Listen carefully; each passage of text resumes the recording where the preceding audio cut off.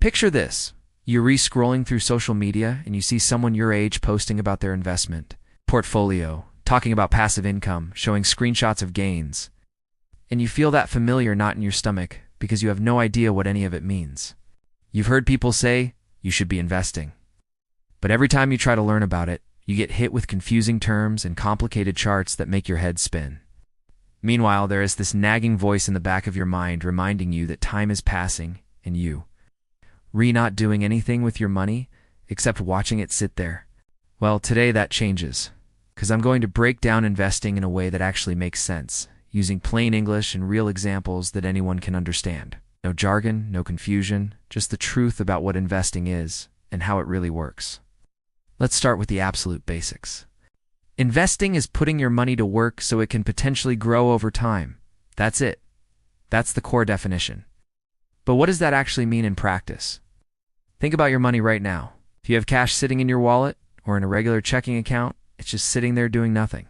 In fact, it's slowly losing value because of something called inflation, which basically means that prices go up over time. So your money buys less tomorrow than it does today. A coffee that costs $5 today might cost $6 in a few years. Your $5 bill didn't change, but what it can buy did. So when you invest, you're trying to grow your money faster than inflation eats away at it and hopefully build real wealth over time. Now, how does this actually work? When you invest, you're buying something that you believe will be worth more in the future.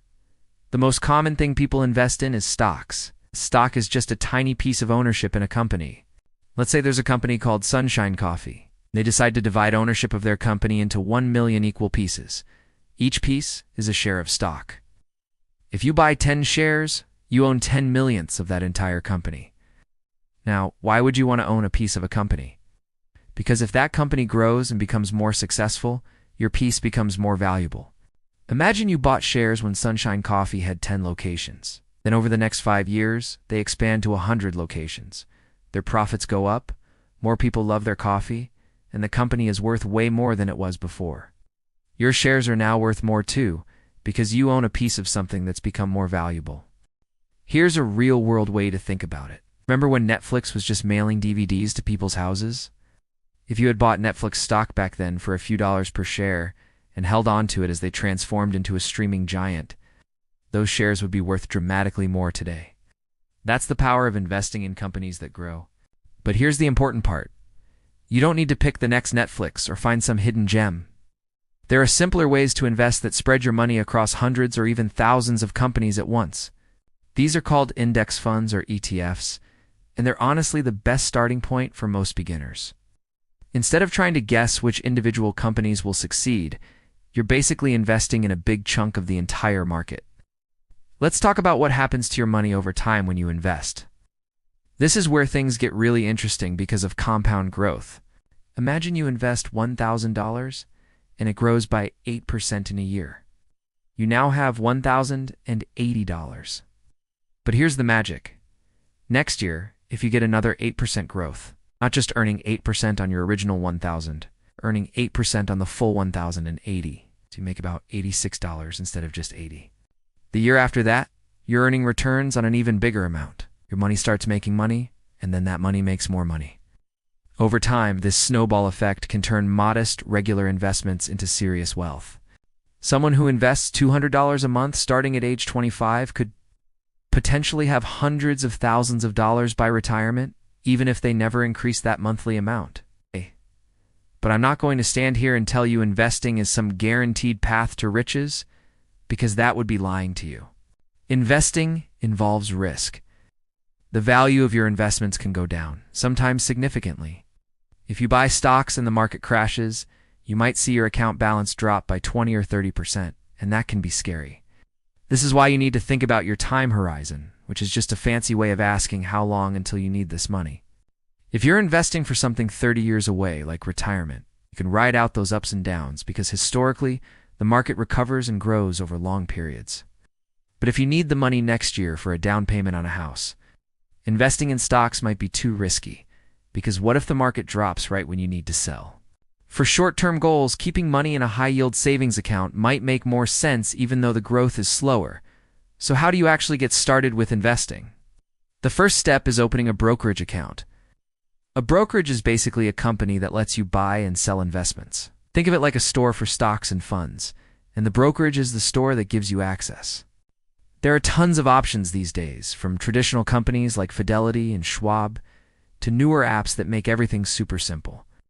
Most of them let you open an account in minutes right from your phone, and many have no minimum deposit requirement. You can start with whatever amount you have. Once your account is open, you'll link your bank account, transfer some money in, and then you can start buying investments. For most beginners, I'd suggest starting with a broad index fund that tracks the entire stock market. This gives you instant diversification, which just means your money is spread across many different companies, so you're not putting all your eggs in one basket. One of the biggest mistakes people make is waiting until they have more money to start investing. They think they need thousands of dollars, or they need to understand everything perfectly before they begin. But the truth is, starting small and learning as you go is way better than waiting for the perfect moment that never comes. Even if you only invest $50 a month, you're building the habit, learning how it works. Most importantly, putting time on your side, because time is your biggest advantage when investing. The earlier you start, the more time your money has to grow through that compound effect we talked about. Before we wrap up, I want to be clear about something. Everything I've shared today is for educational purposes only and shouldn't be considered financial advice. I'm not a financial advisor, and your situation is unique to you. It's always smart to do your own research and maybe talk to a professional who can look at your specific circumstances before making any investment decisions. But my goal here is to demystify investing and show you that it's not some exclusive club for rich people or math geniuses. It's a tool that anyone can use to work toward their financial goals.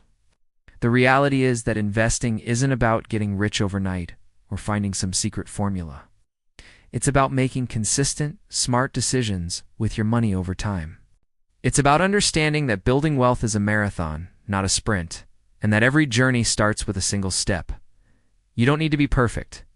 You don't need to time the market or pick winning stocks. You just need to start, stay consistent, and let time work its magic. If this video helped clear things up for you, I'd really appreciate it if you hit that like button. And if you want to keep learning about money and investing in a way that actually makes sense, go ahead and subscribe.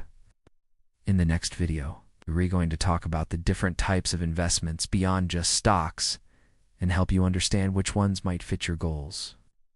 Thanks so much for watching, and I'll see you soon.